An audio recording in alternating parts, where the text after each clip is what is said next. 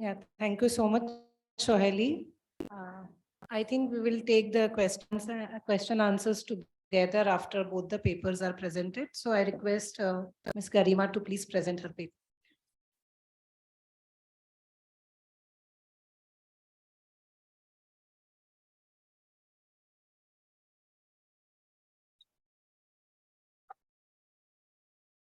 Good afternoon, everybody. Since it's the post-lunch session, I thought we don't really need a presentation. It will allow you all some time to catch a nap that you desperately need.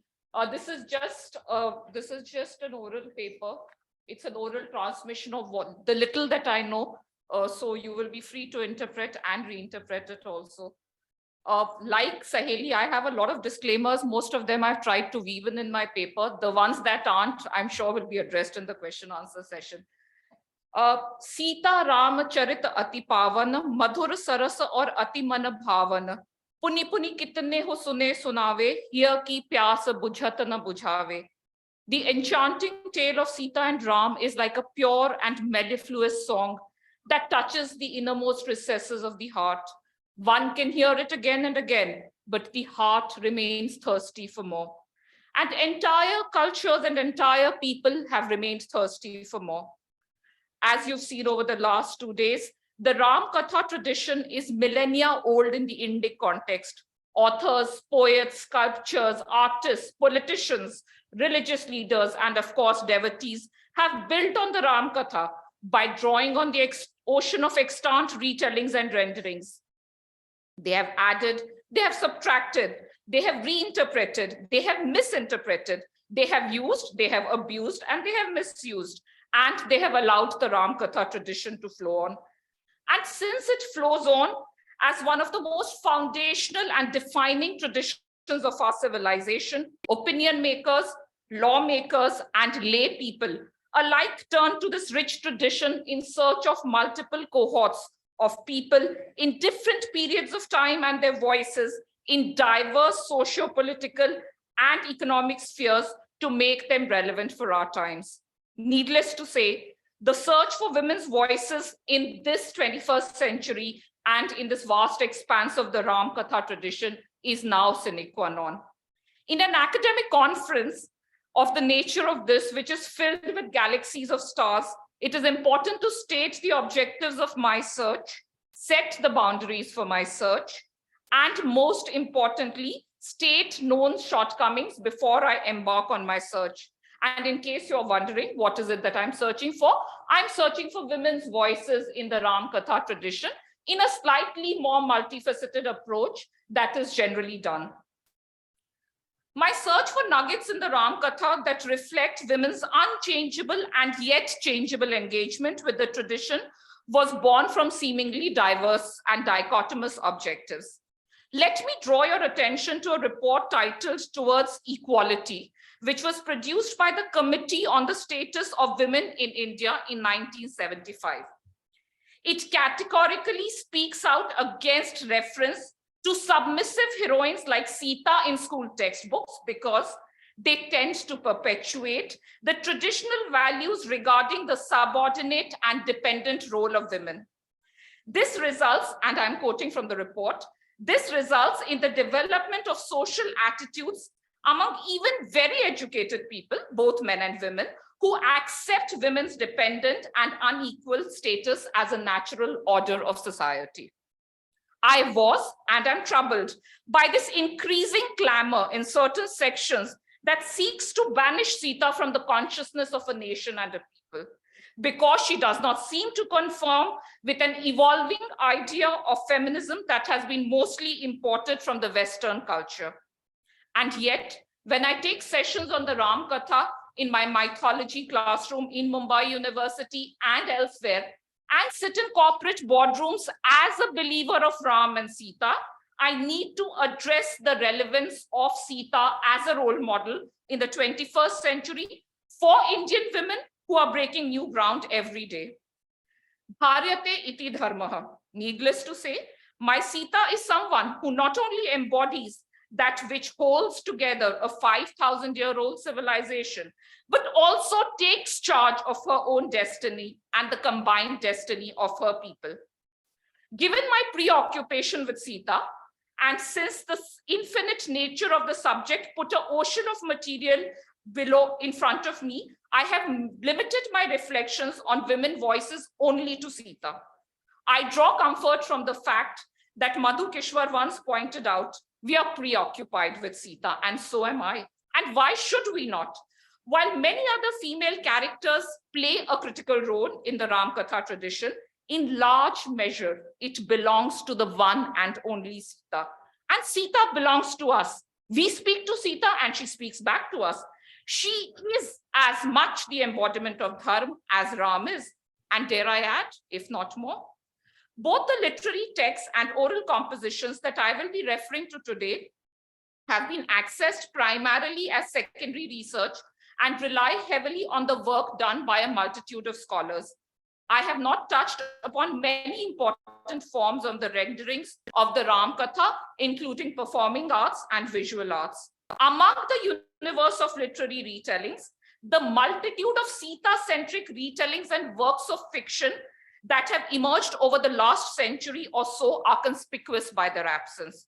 My discussion largely centers around texts and folk songs from the Indian subcontinent, and my choice of retellings, let me admit, is biased and strung together in the Ramakatha tradition to reflect my engagement with the tradition and my own opinions.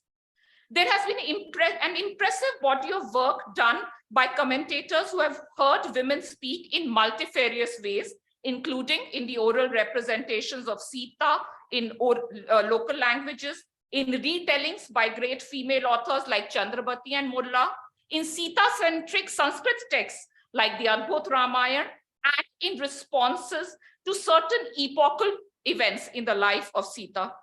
However, to my mind, these approaches have largely either posited one against the other or ignored the other in toto. I would like to attempt, humbly so, to approach and understand these voices as multiple facets and use of women's engagements with the characters and episodes of the Ramakatha across time, space, and context, to try and develop a slightly more nuanced appreciation of her voice in the seminal tradition, and to open up vistas for empowerment of women by partly drawing upon tradition itself. Given the number of extant retellings of the Ramayana in the form of poetry, prose, and drama by named authors, it is not hyperbolic to state that those by women before the beginning of the 20th century are merely a drop in the ocean. But then that is true for probably all of literary tradition, and hence has to be taken as such. The two oft-quoted texts composed by women in the 16th century are Mulla's Ramayana in Telugu and Chandrabati's Ramayana in Bengali. As per tradition, Mulla was the daughter of a potter, and her retelling, which is generally said to be in the Bhakti genre, more or less adheres to more traditional versions and seems to have been primarily written for the classes. Even today, it is one of the most popular retellings in the Telugu Ramakatha tradition. Her voice does not focus more on Sita at the expense of Ram, and is today read by many as a pandering to the male elite. But I prefer to think of her breaking the class ceiling in classic corporate lingo. Chandrabati's Ramayana in Bengali, which was rejected by some critics as weak and incomplete, is now having a resurgence of sorts. It's just been published by the Sahitya Academy also. It is believed to have circulated as oral tradition long before it was written down, and is iconoclastic in approach. And I'll quote Navanita Dept saying, because she's the one who's done the most work on, she had done the most work on it. Chandrabati ignores the war and describes it only through a Baromasi, which is a woman's song about her everyday sorrows. She further notes, nor did she want her Ramayana to be a part of the court tradition or the devotional bhakti tradition. Not once has she paid her respects to Ram. Her Ram doesn't contain the cursory dedication to the epic hero at the beginning or the end. Nor does she mention the spiritual advantages of listening to the Ramakatha.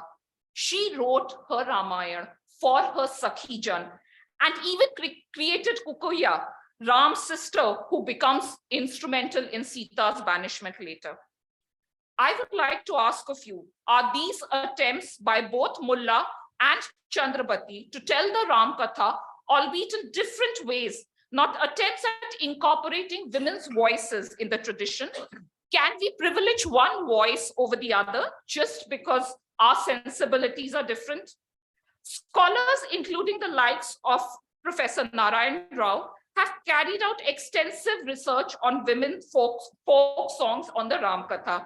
We have songs in Maithili, Marathi, Bengali, Gujarati, Kannada, among other languages, and sometimes they have been referred to as the alternate Ramayana tradition. They are primarily sung by women as they go around doing their daily chores on occasions like births and marriages, and when these women gather sometimes as sakhis. As Rao says, it's not possible to date these songs, but needless to say, they go back in tradition. It is also possible to conclude based on these songs that they cover a multitude of episodes and issues in the Ramakatha tradition that primarily center around topics that are seemingly more mundane in their nature, but intimately impact the lives of these women. In the Sita-centered songs, Janaki is mother, sister, daughter, sister-in-law, and Sakhi first, and then she is goddess. Her mere presence imbues even mundane cause with divinity and helps women make sense of their lives. And yes, the songs can also be sometimes read as lamentations of sisters in distress. From Sita's mother imploring her husband to find a suitable groom for her, since she can now sweep the floor flawlessly. From her mother requesting Kaushalya to forgive her misdemeanors as she is but a child during her bidai. From Sita imploring her mother-in-law to mediate between her and Ram, to women describing her travails as she gives birth in the middle of the forest. The infinite beauty of these songs cannot become stale over time and space. Are these attempts of folk narratives, as they are referred to, by unnamed women across the length and the breadth of the subcontinent, not ways of engaging with the Ramakatha tradition such that it not only incorporates their voices, but also helps in shaping the future of the so-called non-folk narratives? As mentioned earlier, in an era where voices of named women are conspicuous by their absence, I believe that an alternate way of discerning how they probably shaped the narrative could be not only closely study the words and deeds of female characters in the multitude of retellings and renderings, but also look at their response to certain epochal events in the lives of Sita. Of course, this approach, as many of you will point out, is fraught with multiple risks, including the facts that the views of the author or composer are inextricably intertwined with their voices and in the responses. That said, it is also virtually impossible, I believe, that in a culture of Vad, Vivad, and Samvad, these women were not dialoguing with the tradition. They were not conversing with the tradition. And maybe we don't have their works, but I'm sure they were speaking to their men and making sure that their concerns are somewhere incorporated in future retellings. The one Sita-centric text, and this is a text that I love, that stands out in the universe of Ramayana retellings is Adbhut Ramayana, a medieval text in Sanskrit, which is traditionally attributed to Valmiki by the composer or set of composers. Obviously, we know why. Who for all knows could have been a woman, because we don't know who actually composed the text. The Adbhut Ramayana has been referred to as probably the earliest Shakta Ramayana by scholars, notwithstanding that it does not display the genius of a Kalidas or Bhas. Given the number of extant manuscripts of this Adbhut composition, and given that it spawned a whole sub-tradition of Sita-centric retellings, especially in the eastern part of the country, it can be safely concluded that it was widely circulated. Included in the pantheon of the four important Ramayans in Sanskrit, with, of course, the illustrious Valmiki Ramayana, the narrative of the Adbhut Ramayana fuses the fierceness of Kali with the calmness and gentleness of the Sita that we know, to fashion Sita, the goddess, as the supreme being, as the ultimate godhead, the divine feminine and the Adi Shakti. While Ram still defeats Ravan, the mighty king of Lanka, it is Sita who, at the behest of her husband, crushes the thousand-headed Ravana, the king of Pushkar, who was mightier than the mightiest. In the text, she remains a devoted wife who is intent on protecting her husband's reputation. But we know she is driven by concerns of the larger welfare of humankind, for all humans are but her children. She is the one who is in charge and takes avatar again and again to re-establish Dharma. And the author also quotes from the Gita there, Dharma Sansthapanarathaya Sambhavami Yuge Yuge. The Adbhut Ramayana, which coalesces the Ramakatha and its symbols and characters with motifs from the Durga Saptashati and the Bhagavad Gita, irrespective of its authorship, is a retelling that embodies the highest ideals of Indian culture, but does not see it at odds with reflecting the voice of women who choose to shape their destiny. Is this attempt at identifying Sita with Shakti not an attempt to incorporate women's voices in the tradition? Let us now shift focus to the last part of my talk for today, which is women's voices in the non-Sita-centric Ramkathas. Among the many critical episodes that shaped Sita's life, but more importantly, have been found to be almost universally problematic, are her Agni Pariksha and her banishment from Ayodhya.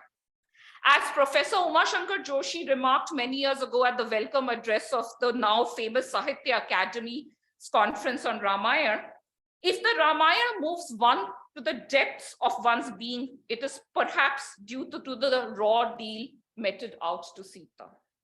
And this raw deal could not be ignored. The episode shook the innermost recesses and hearts and minds of the most avowed patriarchs and forced their supporters and sympathizers to react. Scholars have long argued that both the Agni Pariksha and Sita's banishment from Ayodhya are but interpolations in Valmiki's Ramayana, taking a cue from the tradition that seems to draw upon this ancient source of the narrative. Some retellings have completely ignored the Agni Pariksha or obliquely referred to it as an event of little or no consequence. The Uttarkand, which weaves in Sita's heart-rending banishment, does not find a place even in the Ramupakhyan of Mahabharata and has been summarily rejected even by the likes of Tulsidas in his Ramcharitmanas. The number of Ramakatha retellings, which end with the coronation of Ram and the establishment of Ram Rajya, which Bulke refers to as the Prachin Sukhanta Ramakatha, or those with a happy ending, are very large in number. While they do not address either the anguish of generations of women and even men, or the concomitant almost apocalyptic impact that these events have had on the lot of the feminine gender, does this rejection not provide some solace to us or take baby steps in voicing the concerns of women? While I like to believe that it was not Adi Kavi Valmiki who introduced these episodes, the composers who added to his composition were not aware of both the ramifications and the pushbacks that they would receive. And I am assuming that they know that they could not irredeemably justify them even in the garb of Raj Dharma in their social and political context. I would like to draw your attention to some of the seminal responses in the Ramakatha tradition, including in the interpolated Valmiki itself, to these epochal events in Sita's lives. It is important to note that these responses have been again interpreted in dichotomous ways. One is in which I read them, that they are small but significant milestones in the evolution of the voices of women finding expression. But in another, which they are seen as markers of justification for the acts of Ram, and more importantly, as cementing a tradition in which, to quote Dr. Rao, women have to carry the seed of the family in its purity. And therefore, they are not only bound to be chaste, but they also have to bear the responsibility for proving their chastity. One can never conclude this debate, and hence I shall return to it in a possibly integrative manner in the conclusion. The Sita who goes through Antni Pariksha in interpolated Valmiki is not a silenced Sita. Let me quote in English. Why do you talk to me like that, O hero? Like a common man talking to an ordinary woman? You, lion among men, by giving way to wrath and passing premature judgment on the woman, have acted like a worthless man. This is Sita talking to her husband. I received my name from Janak, but am the daughter of the earth. You have failed to appreciate fully the nobility of my conduct. These unjust reproaches have destroyed me. I cannot go on living. Publicly renounced by my husband, who is insensible to my virtue, there is only one recourse, the ordeal by fire. While a fighting Sita accepts her trial in many retellings, those like Adhyatma and Ramcharitmanas do not find the courage to make Janki go through this act. They introduce Chaya Sita. The real Sita was left with Agni for safekeeping, while Ravan in his folly abducted Chaya Sita. Agni Pariksha is merely a device to reunite Ram and Sita, the eternal lovers. For the real Sita to return, Chaya Sita must go. In the commonly accepted version of Valmiki, Sita declares, I have never set my mind on any man other than Ram. So may the goddess of earth open up for me. I have served only in Ram in thought, word, and deed. So may the goddess of earth open up for me. If all that I have spoken is true, and if I do not know any other man than Ram, may the goddess of earth open up for me. After her unjust banishment, Sita proves her chastity yet again and declares her integrity. But in this final act of defiance, she chooses a different fate and rises above her agony to assert her independence. Composers like Bhavabhuti, etc., do not accept this final act of Sita and refashion it to an Arvachin Sukhanta Ramakatha, in which Ram and Sita are reunited.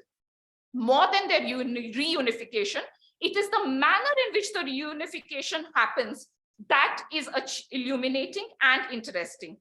When Valmiki escorts Sita to Ram's Sabhagraha in full public view of the people of Ayodhya, Kundamala has a passage in which Valmiki publicly rebukes Ram for using Lok Apavad as the reason for Sita's banishment and for not educating Lok Jan, even though he's the king himself, even though he's Janardhan himself.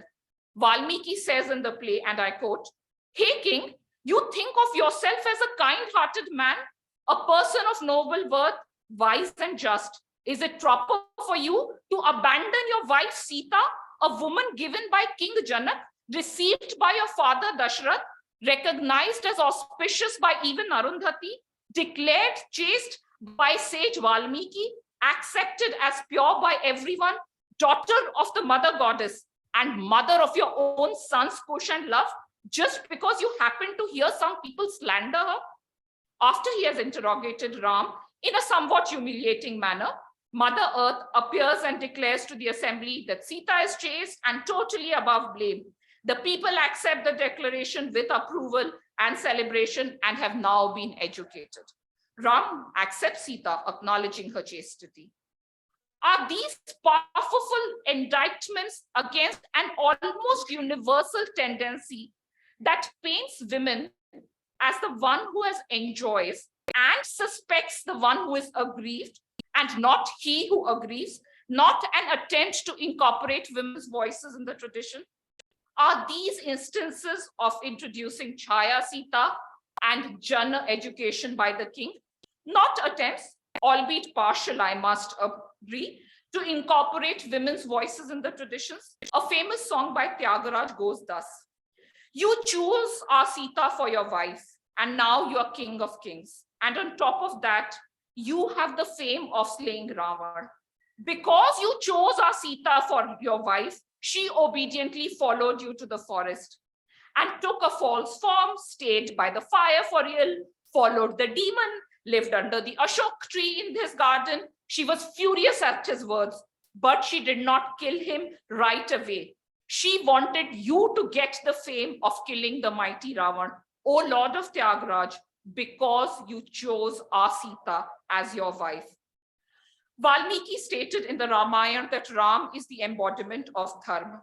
If Ram is the personification of Dharma as per Tyagraj and an entire civilization, Sita is his reason for being. Together, Sita and Ram are immortal and timeless icons of Dharma, which can neither be appropriated nor banished, and yet they have infinite flexibility to transcend the barriers of space and time. This Vad, Vivad, and Samvad with earlier retellings leads to newer retellings, and each rendering of the Ramakatha becomes a commentary on the narrator who shapes the narrative to meet her goals, and the audience who derives meaning from these narratives in their socio-political and economic reality. This is my conclusion. Women have played their part as narrators and audience in the tradition, and each time their voices were incorporated in this kaleidoscope world of Ramakatha. They moved ahead in the journey, and each voice opened up vistas for future women to refashion and retell in a manner that would find favor in their own time. It would be relevant in their own space and, most importantly, instrumental in empowering them. The voices in toto have not been and may have not been what we wanted to hear in 2023, but they were of utmost significance in this long journey of the tradition. The present is built on the foundations of the past, and the voices of these women are that past which needs to be seen as essentially fashioned with the same clay with which we fashion our retellings. I would like to end by quoting Dr. Radhakrishnan, and this is obviously from Indian philosophy. So the context might be different, but the purport is the same. While it is true that it is difficult in an age of reflection, and this is a conference on reflections on the Ramayana, to push men back into an earlier stage of culture and save them from the dangers of doubt and the disturbing power of dialectic, we should not forget that we can build better on foundations already laid than by attempting to substitute a completely new structure of morality, of life, and of ethics. We cannot cut ourselves from the springs of our own life. Philosophical schemes, unlike geometrical constructions, are the products of life. The heritage of our history is the food that we have to absorb on pain of tradition. And that, ladies and gentlemen, is true for the Ramakatha also. Thank you.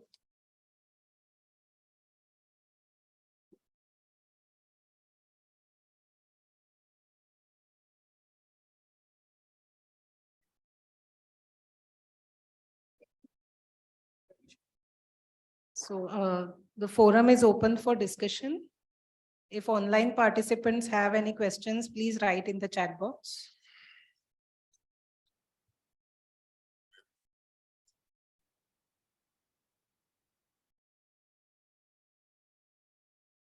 This has a reference to Dr. Chattaraj's presentation. Being a student of history of Indic history, I mean, history of Indic connection with Southeast Asia, I would like to suggest a correction in the general perception that the knowledge of India in Southeast Asia is mainly through Buddhism, which is not true. Because there is ample evidence, historical evidence, where, I mean, in summary form, it can be said that Buddhism reached Southeast Asia much later than what we call here today.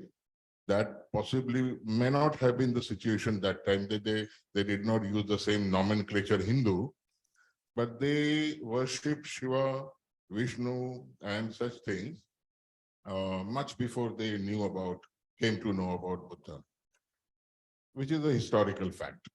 And of course, there is no sense of rivalism or whatever. I mean, it is just a plain historical fact. That's it.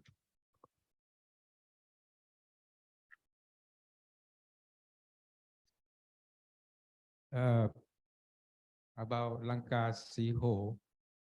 In northern Thai, we know is that Lanka sip ho. Lanka means Sri Lanka and sip means 10. Ho means head. 10 head. This is among the Thai Lu. Thai Lu is a branch of Thai people.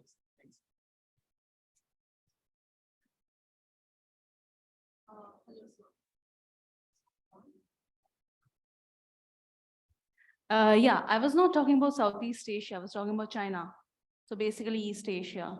And with East Asia, it was not so much about like the Hindu gods. It was before more like with Buddha and how they associated. And only later there were references of talking about Brahma and Shiva and Vishnu. So yeah, I was talking with reference to China. Yeah. You're not like, because that's from where the people move further down. Thanks.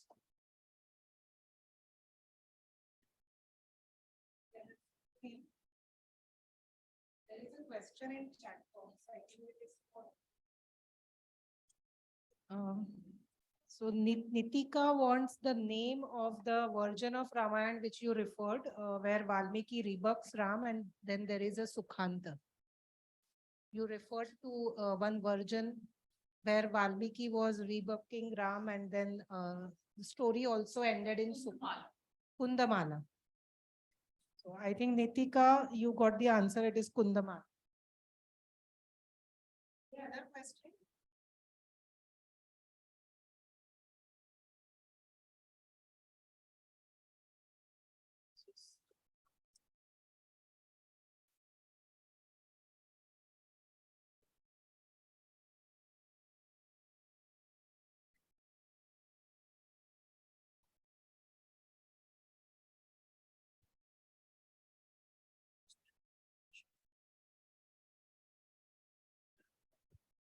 Now I'll request Dr. Bodhkumar Sir to give his chairman's remark.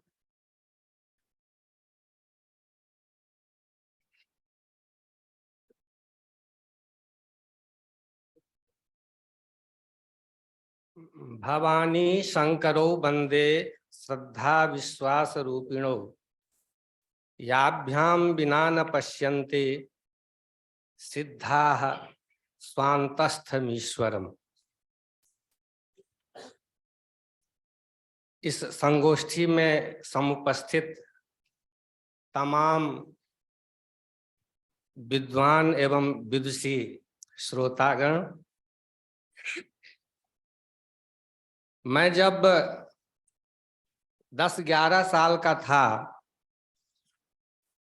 तो खेलते खेलते रामायण की पुस्तक में मेरे पांव का स्पर्श हो गया। मेरी माँ ने मुझे कहा कि ये तूने क्या किया, ये तो राम भगवान हैं और उनको तूने पांव से छू दिया। मैंने माँ से क्षमा मांगी, लेकिन मैं समझ नहीं पाया कि ये कुछ कागज के पन्नों की पुस्तक को माँ हमारी जो है राम क्यों कह रही है।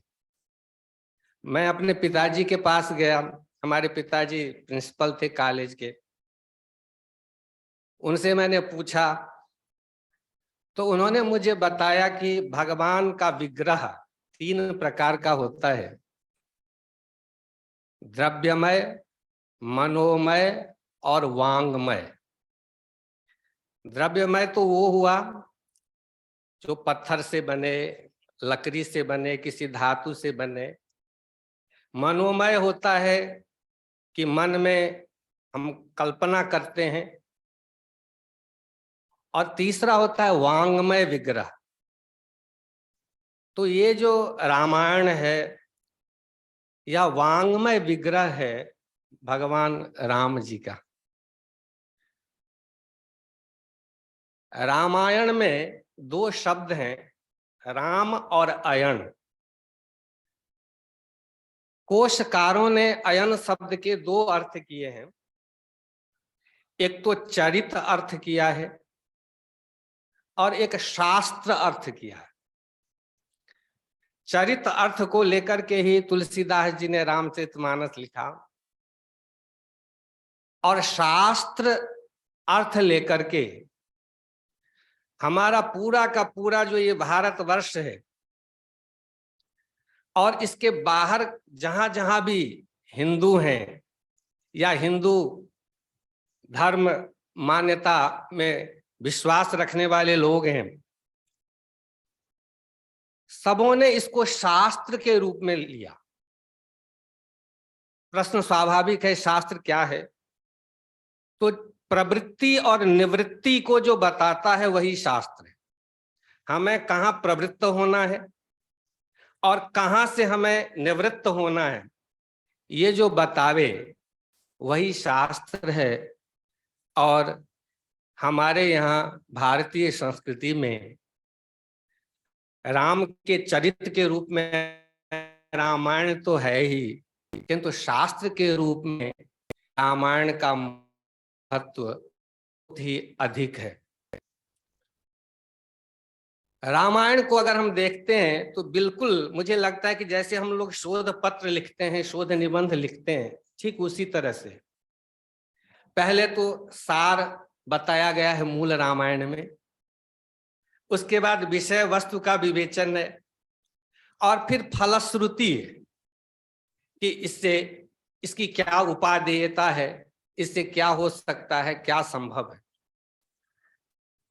तो महर्षि वाल्मीकि ने भी इस तथ्य को उसी समय में उजागर किया था कि कोई भी बात अगर अपनी बतानी है तो उसका क्या क्रम होना चाहिए, किस तरह से उस बात को प्रस्तुत करना चाहिए।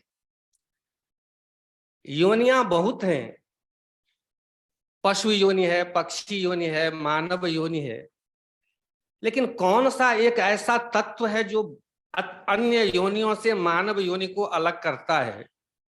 वह तत्व एक ही है, वह है धर्म तत्व।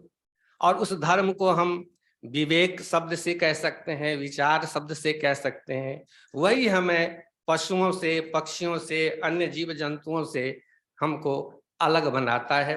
और वह धर्म तत्व हमें रामायण से सहजतया प्राप्त होता है।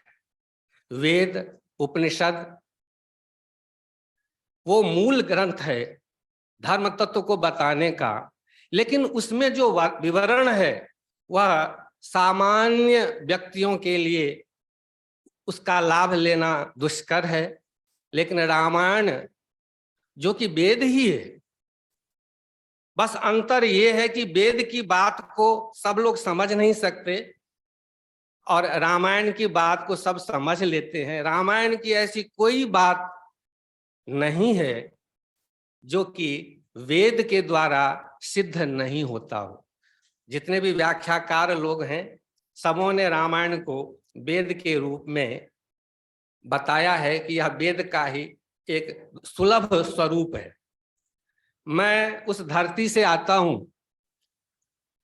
जो धरती सीता माता की धरती है। मैं मिथिला अंचल, मिथिला क्षेत्र का रहने वाला हूं। हमारी ये गरिमा चौधरी जी ने सीता जी के ऊपर बहुत कुछ कहा है। मैं सीता जी के बारे में बताना चाहता हूं कि जब वो झाड़ू पोछा करती थी, घबराना नहीं है क्योंकि वो राजपुत्री थी, तो झाड़ू पोछा कैसे करती होगी? तो पूजा का जो मंडप होता है, पूजा का जो गृह होता है, उसको घर के व्यक्ति ही जो है ना साफ सुथरा करते हैं। तो सीता जी जब पूजा मंडप में झाड़ू पोछा करती थी तो शिव जी का धनुष रखा रहता था, उसको बाएं हाथ से वो उठाती थी और नीचे से जो है ना झाड़ू लगाती थी। इतनी ताकत, इतनी शक्ति थी सीता जी में। जिस शिव धनुष को छू करके ही जो है बड़े बड़े राजा, बड़े बड़े प्रतापी पराक्रमी जो है विचलित हो जाते थे, कुछ नहीं कर पाते थे, और सीता जी बाएं हाथ से उसको उठा लेती थी। लोक परंपराओं में हमारे यहाँ या हर जगह बहुत सारी कथाएं हैं, बहुत सारी बातें हैं। मैं एक शेयर करना चाहता हूं, समय बहुत ही कम है। विवाह का अवसर है, राम लक्ष्मण भरत शत्रुघ्न दूल्हा बनकर के मिथिलांचल में जनकपुर में और अग्नि वेदी की परिक्रमा करने के लिए तैयार हैं। राम जी को शादी का अनुभव तो था नहीं, क्योंकि 10 अवतार जो हैं भगवान के, उसमें राम जी से पहले किसी भी अवतार ने शादी नहीं की थी, तो पहला एक्सपीरियंस था उनका। तो जब परिक्रमा करने की बात हुई तो उन्होंने सोचा कि किस तरह से परिक्रमा करें, किस तरह से चले। तो उन्होंने सोचा कि धीरे धीरे चलते हैं। धीरे धीरे परिक्रमा में ज्यों ही चलना शुरू किया तो मिथिला की नारियां जो हैं बहुत ही हास परिहास में विश्वास करती हैं। उन्होंने कहा कि देखो देखो, अपनी सहेलियों को, देखो देखो ये राम जी जो है परिक्रमा, दूल्हा जो है परिक्रमा कैसे कर रहे हैं, जैसे कोल्हू का बैल हो। लक्ष्मण जी से बर्दाश्त नहीं हुआ, कहा कि मेरे भैया का इतना बड़ा अपमान, मेरे भैया प्रभु श्री राम का इतना बड़ा अपमान कि कोल्हू का बैल बताते हैं, ये कैसे बताया। तो उस महिला ने उत्तर दिया कि 84 लाख योनि के जो जीव हैं उन सबों को आपके भैया ही तो पेरते हैं। जैसे कोल्हू में गन्ना पिरोया जाता है, उसी तरह से तमाम जीव जंतु, तमाम योनियों को आपके भैया पिरोते हैं। हमने अगर कोल्हू का बैल कहा तो क्या बुरा किया। फिर राम जी को लगा कि ये शायद मिथिलांचल की परंपरा नहीं है, धीरे धीरे नहीं चला जाता है, थोड़ा तेजी से चलते हैं। तेजी से चलना उन्होंने शुरू किया तो फिर एक सीता की सहेली कहती है कि देखो देखो ये दूल्हा जो है उस तरह से चल रहा है जैसे कोई बकरा जो है ना, खूंटा में रस्सी लगी हुई, खूंटे को उखाड़ करके और भाग रहा हो। तो लक्ष्मण जी तो चुप हो गए। अब बारी थी भरत की। भरत ने कहा कि आपने मेरे भैया को बकरा कहा। तो उस महिला ने कहा कि इसमें मैंने बुरा क्या कहा, आप बताइए आपके पिताजी कौन है। कहा कि दशरथ। कहा कि 10 माने तो 10 होता है और रथ माने होता है शरीर, तो 10-10 शरीर थे क्या आपके पिताजी। अच्छा चलिए ये छोड़िए, आपके पितामह कौन थे। कहा कि अज। कहा कि अज माने तो बकरा ही होता है, तो हमने अगर राम जी को बकरा कहा तो कौन सा अनर्थ कर दिया। अब राम जी क्या करें, तो फिर वो रुक गए। कहा कि अब जो ही रुक गए परिक्रमा में। आप लोग अगर जनकपुर गए होंगे, अग्निवेदी देखी होगी, तो बहुत बड़ी अग्निवेदी है। अभी भी वो मंडप है जहां पर राम जी का विवाह हुआ था। तो रुक गए तो फिर एक सहेली कहती है कि ये तो खूंटे की तरह गड़ गए, बिल्कुल से बिल्कुल जो है चलना फिरना बन गए, तो स्तंभ है, खंभा है। अब लक्ष्मण की बारी हो गई थी, भरत की हो गई थी, अब शत्रुघ्न की बारी थी। शत्रुघ्न ने कहा कि आप इतना बड़ा अपमान मेरे भैया का मत करो, आप खंभा क्यों कहते हो। तो उसने जवाब दिया कि आपके भैया खंभा में नहीं तो रहते हैं, अगर खंभा में नहीं रहते होते तो खंभा से निकल करके नरसिंह का स्वरूप धारण करके कैसे जो है उन्होंने वध किया था राक्षस का। मैं चूंकि मिथिलांचल से हूं, राम जी की चर्चा होती है तो मुझे लगता है कि मेरे बहनोई की चर्चा हो रही है, और सीता की चर्चा होती है तो मुझे लगता है कि मेरी बहन की चर्चा हो रही है। मैं एक दो चीज बहुत ही संक्षेप में बताना चाहूंगा। हमारे गुरुजी बीएचयू में थे, दर्शन विभाग के विभागाध्यक्ष थे।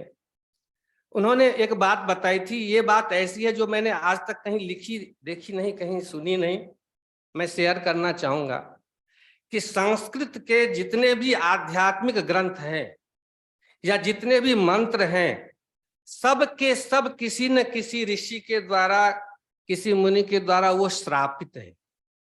जब हम उसका प्रयोग करते हैं तो हमें शापोद्धार करना पड़ता है। लेकिन वाल्मीकि रामायण एकमात्र ऐसा आध्यात्मिक ग्रंथ है संस्कृत का जो श्रापित नहीं। और इसके पारायण से अपूर्व लाभ होता है। वाल्मीकि रामायण ही ऐसा है जिसको शैव भी पारायण करते हैं और वैष्णव भी पारायण करते हैं, जबकि शैव और वैष्णवों में युगों युगों से जो है विरोध चला रहा।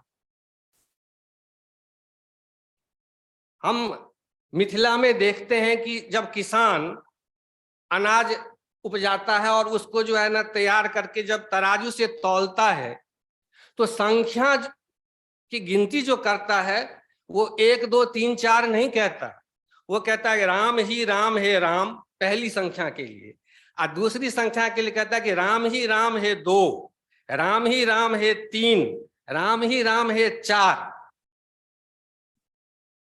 विचित्र है, मिथिलांचल में आप हर जगह आप राम के तत्व को आप देख सकते हैं। मैं 1-2 बात और कह करके विराम लूंगा। आत्महत्या एक बहुत बड़ी समस्या है। हम रामायण के एक अंश को लेकर के और उसका अगर हम प्रचार करें, उस बात को अगर हम बताएं, हनुमान जी के मन में भी आत्महत्या का विचार आया था। जब सीता जी को वो ढूंढने गए और सीता जी मिल नहीं रही थी, बहुत उन्होंने ढूंढा, तो उनके मन में भी आया कि हम आत्महत्या करें, क्योंकि अगर मैं वहां जाऊंगा और राम जी पूछेंगे कि सीता मिली, मैं कहूंगा कि नहीं, तो राम जी वहीं पर ढेर हो जाएंगे, राम जी ढेर होंगे तो फिर लक्ष्मण जी ढेर हो जाएंगे, फिर ये संवाद जाएगा अयोध्या में, वहां पर यही सब होगा। तो एक की मृत्यु हो जाने से इतने की मृत्यु बचेगी, इससे अच्छा है कि मैं ही मर जाऊं। लेकिन हनुमान जी की एक पंक्ति है, एति जीवंतम आनंदः नरम वर्ष शतादपि, कि जीवित व्यक्ति के पास आनंद एक न एक बार जरूर पहुंच जाता है, भले ही समय जितना भी लगे। और इसी पंक्ति को सोच करके हनुमान जी ने अपनी उस धारणा का परित्याग किया। इन्हीं बातों के साथ मैं आदरणीय सहेली जी, हम लोग तो अयोध्या में भी राम जी को ढूंढ नहीं पाते हैं, आपने चाइना में जाकर के भी राम जी को ढूंढ लिया। और हमारी गरिमा जी ने नारी की गरिमा का जिस तरह से इन्होंने प्रस्तुत किया, आप बधाई के पात्र हैं, धन्यवाद के पात्र हैं। और मैं धर्म स्टडीज को भी धन्यवाद देना चाहूँगा, साधुवाद देना चाहूँगा कि आपने वो काम किया कि कोई पितर को जो जल देता है, वह आम के पेड़ की जड़ में अगर जल दे तो 2 काम हो जाते हैं, पेड़ की सिंचाई भी हो जाती है और पितरों का तर्पण भी हो जाता है। आपने ऐसा विषय रखा कि संगोष्ठी भी हुई, विचार विमर्श भी हुआ और राम जी का नाम भी हम लोगों ने लिया। इसके लिए आप सबों को बहुत बहुत धन्यवाद और साधु।